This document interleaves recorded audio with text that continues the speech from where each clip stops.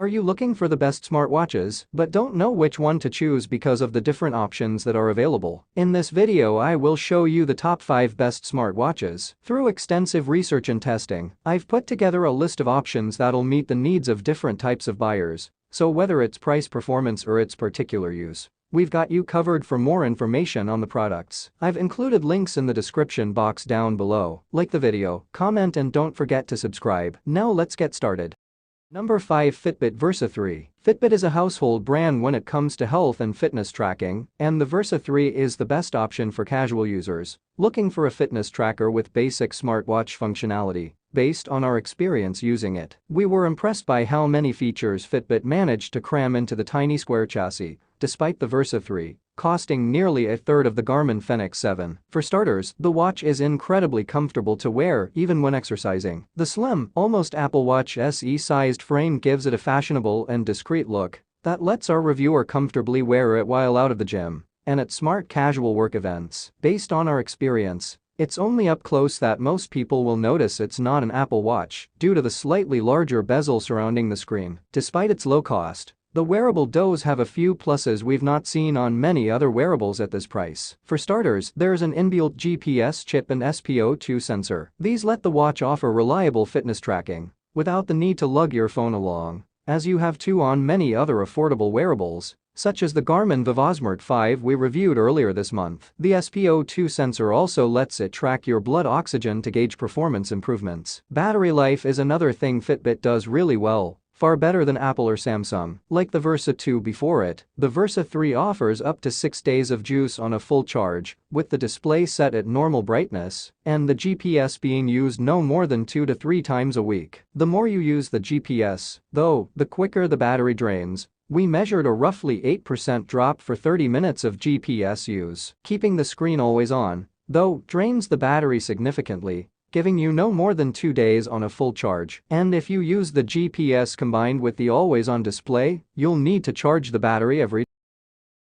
Number 4. Garmin Fenix 7. Perhaps the biggest change between the Garmin Fenix 6 and the Garmin Fenix 7 is that the newer model now has a touchscreen, which allows you to swipe through and tap options like you would on any of the best smartwatches. This isn't anything new. Watches like the Garmin Venu have had a touchscreen for years, but it's the first time we've seen Garmin add touchscreen features to a running watch. Normally this would fill me with fear, but I did find the touchscreen worked remarkably well, even with sweaty fingers or in bad weather. The battery life is another area where the Garmin Fenix 7 packs a huge punch over its competitors, and this is partly down to the range's solar capabilities. Solar charging was first introduced on the Garmin Fenix 6 series and has been added to the Garmin Instinct and Enduro series. The solar charging elements of the watches include a thin rim, which surrounds the inside edge of the display, and a layer below the glass. Garmin says in normal GPS mode, the basic Fenix 7 watches have up to 37 hours of battery life, and this is extended to 46 hours with solar, which is far longer than that on most of the best GPS watches. For a full week of wear and testing, with at least 30 minutes of GPS use per day,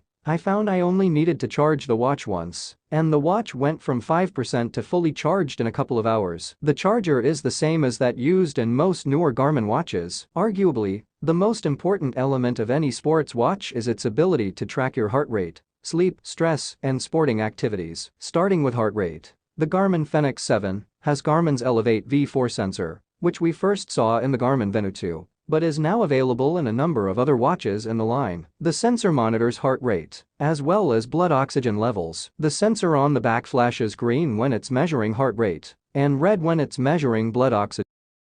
Number 3. Samsung Galaxy Watch 5. The Galaxy Watch 5 was unveiled earlier this year, and it's a very minor upgrade over the Galaxy Watch 4. If you can find the Watch 4 discounted, then it remains an excellent buy. Yet it's not officially sold anymore, so that makes the Watch 5 the best. When we first powered up the Galaxy Watch 4, we noticed a night and day difference between it and past Google Wear OS wearables we tested, and this remains the case with the Watch 5. The UI pushes a tiled interface that offers quick access to commonly used features and apps, and Google finally loaded it with the core services most users have been requesting for years. The biggest for us was full integration of Google Maps Pay and YouTube Music. These are all features that were bizarrely missing on previous generations of Wear OS wearables. Samsung has also worked hard to load load the watch with enough tech to match the Apple Watch's health tracking powers. There's a custom bioactive sensor which compiles multiple sensors into one unit, with the ability to collect your heart rate, blood pressure, blood oxygen levels, and even perform ECG checks. New for the Watch 5 is a temperature sensor, though the benefits of this don't make themselves very obvious. During our checks, heart rate and distance measurements were wonderfully accurate and in line with the HRM strap, and we compared it against the Google Fit and Samsung Health apps. Also offer enough data to help most semi-serious athletes keep track of their progress. The 2-day battery life we enjoy during testing also puts it a clear cut above the Apple Watch 7 and likely Apple Watch 8, which struggled to make it past 18 hours of use during our check. Number 2. Apple Watch SE. The only other downside to Apple's flagship watch line is that it's very expensive, and a lot of the general perks are also offered on the cheaper Watch SE. This is why we recommend the cheaper Apple Watch SE to people that don't need the 7's more advanced health tracking. It's worth noting though that Apple has recently announced the Apple Watch SE 2, which we're reviewing at the moment. If it's good enough, it'll replace the SE in this list when our review is done. W found the Apple Watch SE still feels like a premium wearable. Despite being smaller than the Apple 7, it remained wonderfully comfortable to wear throughout, and we never once struggled to interact with the screen using touch inputs and the crown control. The SE also has the exact same software as the 7 and is more than fast enough to run any app or feature we threw at it without any issue. The experience never felt compromised throughout our tests. There are a few compromises you should be aware of though. First, it's not as ruggedly built as Apple's priciest option. Though it feels premium, the watch doesn't have the same dust resistance rating as the 7. And its screen isn't sapphire glass, it's iNX. We never had any issue with building quality, but this means it will pick up scratches more easily, especially if you take it to the beach or use it for more animated exercise tracking. Health tracking has also been stripped down, with it lacking the blood oxygen and ECG sensors seen on its more expensive sibling. Based on our testing, this means it's not as useful for people that want a wearable to keep tabs on their health and fitness.